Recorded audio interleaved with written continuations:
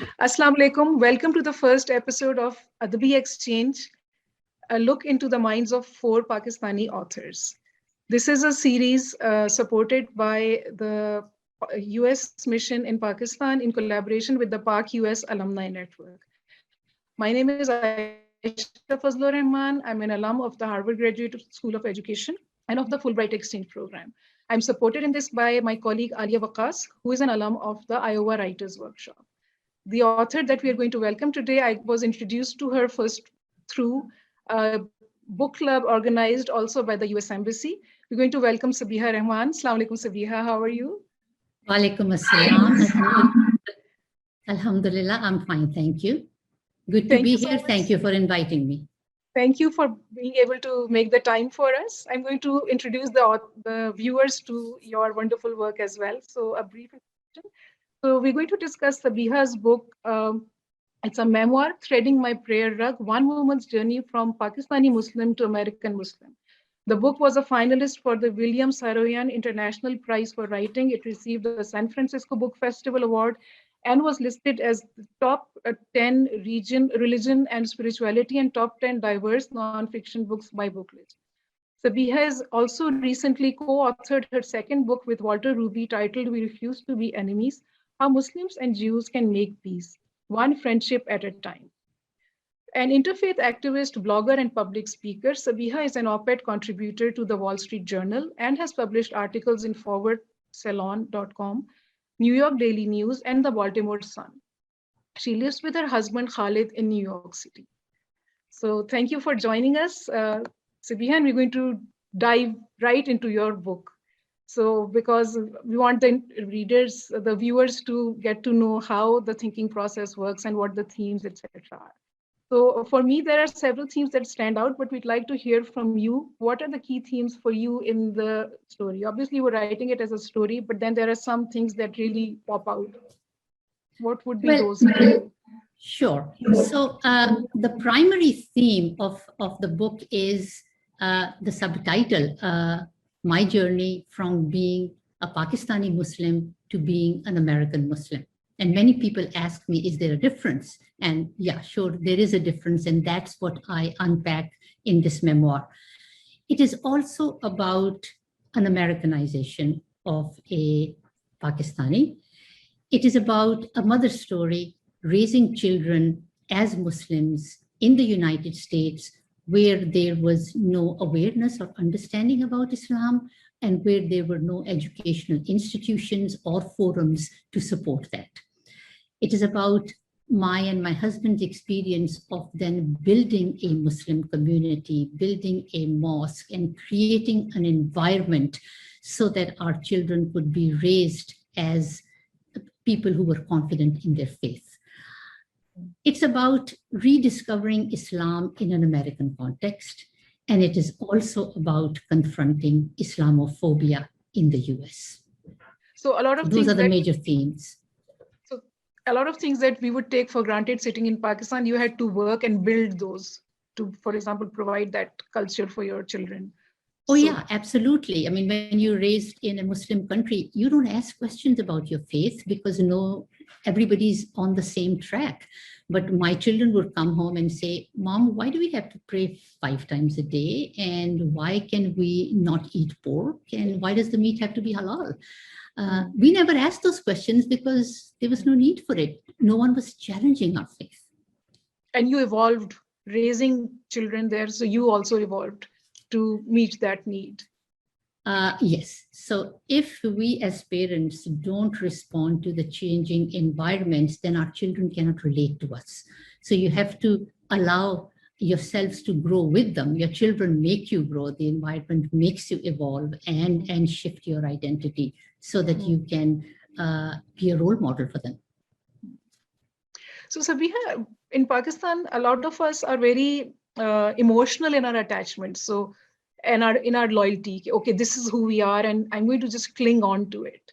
So do you find it difficult to navigate that when you do visit Pakistan or you meet Pakistanis from Pakistan who feel that, okay, where does your loyalty lie? What does it mean that you have now become an American Muslim? Sure, you're still a Muslim, but have you abandoned your Pakistani identity? How does that work out? Yeah, it's very interesting you asked that. My experience was when I was deeply involved in building a Muslim community here, and we had to evolve as American Muslims, but also uh, turn inward toward the faith so that we could be a role model for our children. When I would come to Pakistan to visit my family, they would say to me, in Pakistan, you've become too religious.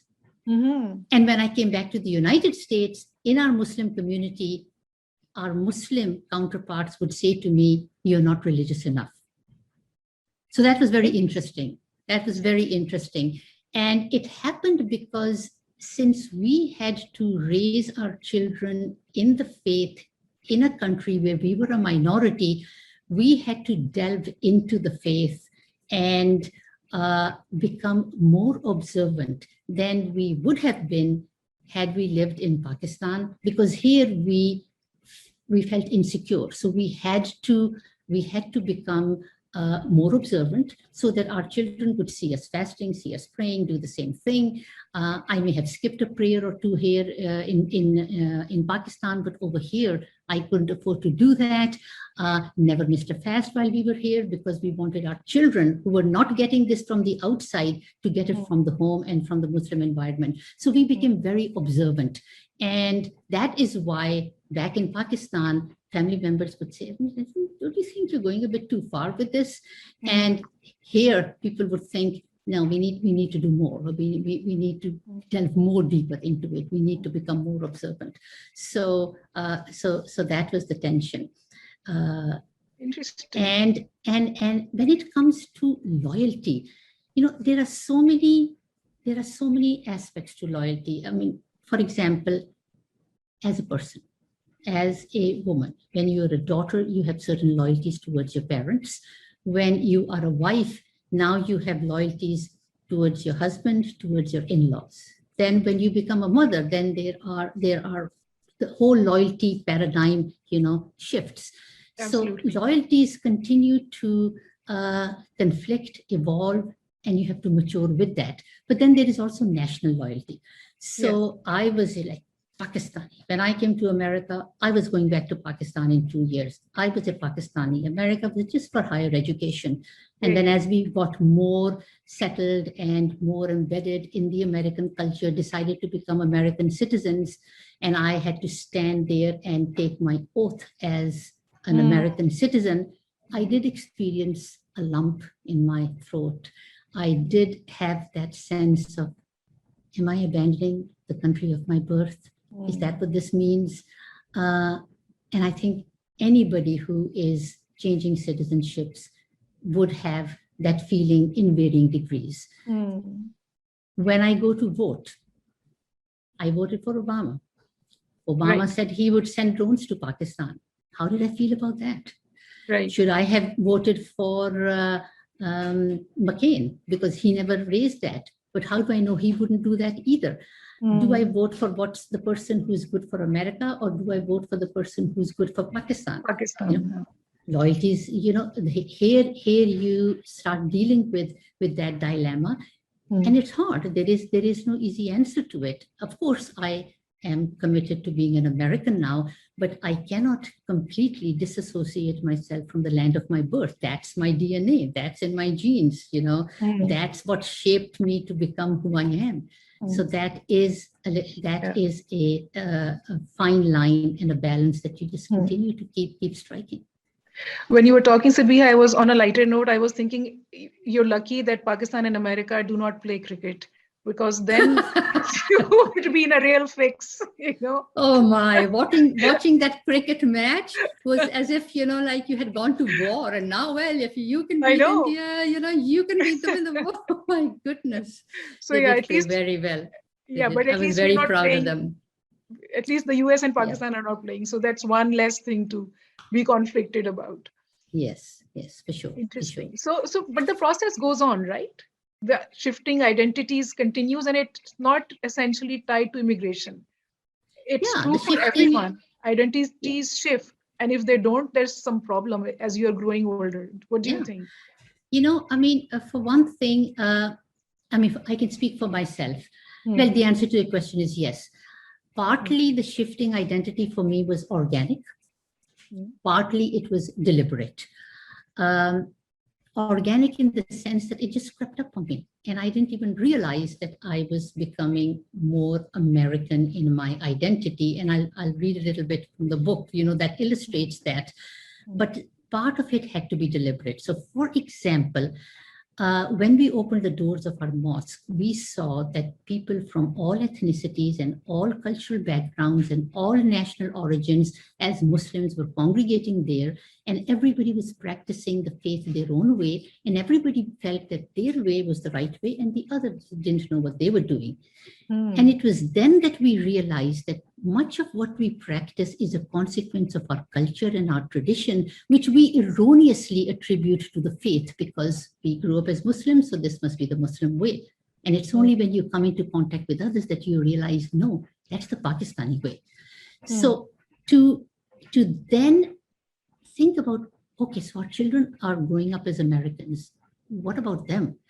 We had to then go back to the books, study the Quran, separate theology from culture, take the theology and wrap it in the colors of red, white, and blue, the American colors. And from that then emerged an American Muslim identity, an identity that was wholly American and wholly Islamic. American in its expression, Islamic in its values and core beliefs. We had to do that deliberately. But our children did that organically because they were growing up as Americans. So they absorbed all the Islamic values, but how they expressed it, was very American.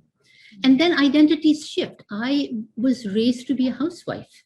I went to the College of Home Economics because that was going to be my career. And then at one point, I made a decision that no, I needed to have a profession. I needed to be a working woman. And my identity shifted, and that was deliberate, and that was based on circumstance, not because I needed the income, but because I needed more to feel fulfilled as a person. And once my children started school, there wasn't really much left for me to accomplish as a homemaker. So I had to spread my wings, and I felt the need to do that. Many didn't. And I can only speak for myself. So that's, you go from housewife to working girl. You go from wearing shalwar kameez to now wearing a business suit, which means a skirt and a blazer, which was a no-no in my Muslim community. And I had to do that deliberately because that was the dress code in the workplace. And I got comfortable in it, but it was a deliberate decision I had to make. And I then started toggling between two identities. So when I'm hanging out in the Pakistani communities on weekends, I'm wearing shalwar kameez. And then when I go to work the next morning on Monday, I am in a skirt and a blazer. So, there was a lot of dual identity over there. There was not. But I did it effortlessly. It was not something that I got uncomfortable with. I was, and as you said earlier, every time I came back to Pakistan, it was with ease that I slipped back into the same culture because that's where I grew up. That's what defined me. There's no problem, that back and forth. That's there in your DNA, right? Yeah, that is in my DNA. And then, friends. I always had friends who were girls. And when I started going to school in my college, in Pakistan, it was an all-girls college, but here you had young men in school. When I went to work, my colleagues many were men, and I became friends with them. And that was counterculture to Pakistan, but over here, it was considered entirely normal, appropriate. I like these people. They became friends with my husband, with my children. And that happened with ease. It wasn't something I said I should do or I shouldn't do. So those were the shifts in my lifestyle that came as a consequence of just being in a different setting.